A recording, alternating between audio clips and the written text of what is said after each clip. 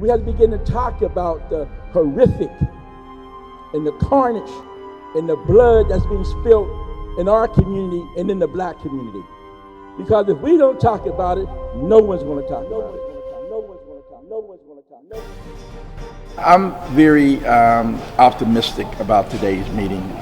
We had community people from all over Allegheny County, unfortunately coming together due to the horrific act that occurred in Wilkinsburg, where we had 8 shootings and 5 of those people died. 4 of them was women. There's been a lot of people that say, well, why are we having meetings? It's necessary to have meetings because at this meeting we had testimonies from men and women to talk about the impact, violence, the impact of disparities, the impact of various other type of social issues that impact in our community. I lost so many people last year. I've been on both sides of this thing. Broke my heart. I went to go see one of my sons the other day. Their father was murdered. The pain is greater than just me losing my son. The pain is greater because I'm watching a whole black race be wiped out. So if no other reason, it motivated a lot of folks that was here. It educated a lot of folks that was here. And I think the momentum of the conversation is going to take us to the next level, which we're going to be planning how we can bring the 4 to 5 communities that was here together again and begin to brainstorm and plan and strategize how we begin to address this here social disease and plague that's called violence. The feeling in the community right now is hurt, outrage and enrage, and we're tired. It's time for change. We're losing too many of our kids, man, to street violence.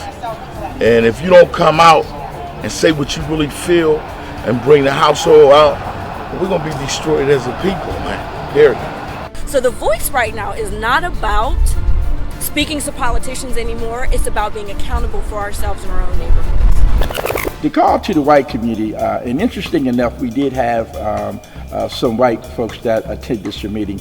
They have to begin to look at, some of the policies and some of the privilege and entitlement that they have. Of course, we know that all white folks, the white community isn't bad people.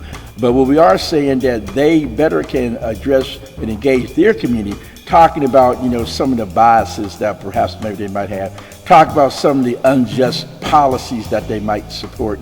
So those are some of the things that, the white community can assist us in terms of bringing some major reform to the city of Pittsburgh and can advance black citizens forward. The call to action right now is wherever you may be, in your church, in your mosque, in your social clubs, in your home, that we have to begin to reach out and be good neighbors. We got to reach out to young folks. Parents got to make sure that their children is appropriately being raised. We got to make sure there's no guns in the house, there's no drugs in the house. We just got to go back to the basics, make sure that we on top of what's going on in our home. It's time to put some work in. That's what this meeting is about. Putting some work in. If you can't put no work in and there's dead women and a child dead, then you can't call yourself a damn human being.